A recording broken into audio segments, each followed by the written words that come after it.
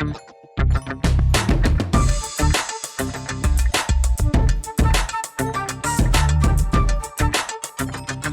2022, the government signed a contract with the two UK-based companies to undertake the extension of the Sangster International Airport runway.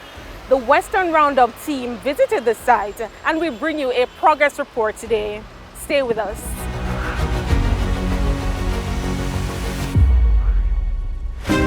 The $34 million runway extension project at the Sangster International Airport in St. James is on track for completion this year. The extension project has been contracted to United Kingdom-based Legon Aviation and Infrastructure, which has partnered with the local firm S&G Road Surfacing Materials Limited. The runway extension project is being executed in conjunction with the government through agencies such as the Airports Authority of Jamaica and the National Environment and Planning Agency NEPA. Construction is approximately 65% complete and is slated to be concluded during the second quarter of 2023. We are adding 408 meters to the existing runway. The existing runway now is 2,662 meters, and at the end of this project it will be extended to just about 3,060 meters. But what is the main aim of this runway expansion project? The main goal here is safety related.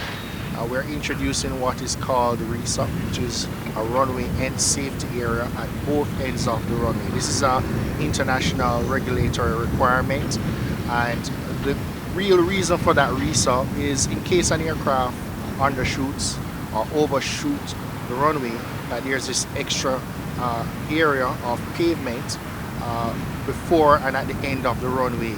And so that really allows us to meet the highest level of international compliance. The project also offers other operational benefits. The runway is actually longer than it is. There's a greater takeoff distance available. There's a greater landing distance available. And that opens up some opportunities.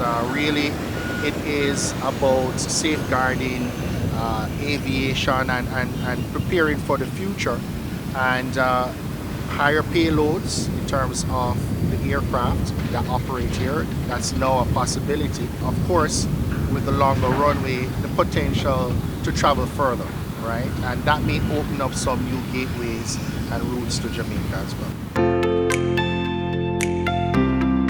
Before MBJ got to this phase of the project, though, many other preliminary works had to take place. As a matter of fact, if you are not familiar with the original space, you wouldn't realize that certain roads were relocated. Firstly, we had to relocate public roads. In fact, this was the former Queens Drive, and Kent Avenue actually ran through this area where we are standing today. That public road was relocated towards the north. That road serves the White House community. Additionally, we had to relocate public utilities. There were utility lines, water main lines that were brought underground. So that's one benefit to the community as well. And some upgrades that were done to the water lines serving the White House community.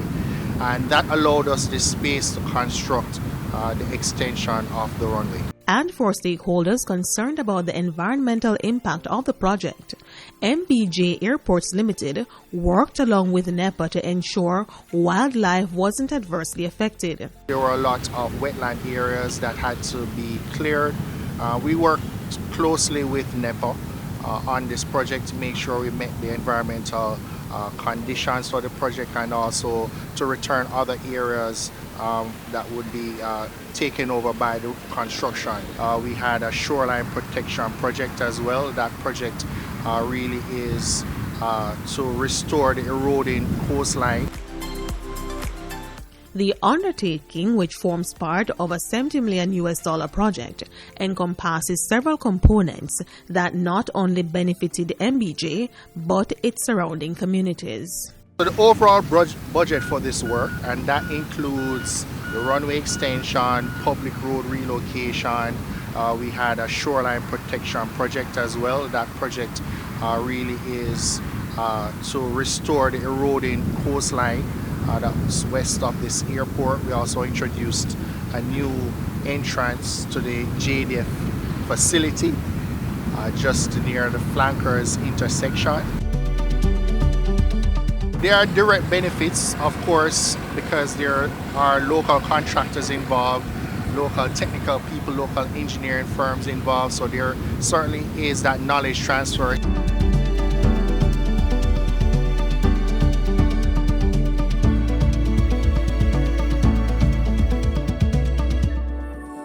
That's all for the program today. As usual, thank you for joining us for Western Roundup, where we take you from the corners of St. Elizabeth to the hilly terrains of St. Anne. Remember to send your feedback to jismobe@jis.gov.jm. Until next time, take care.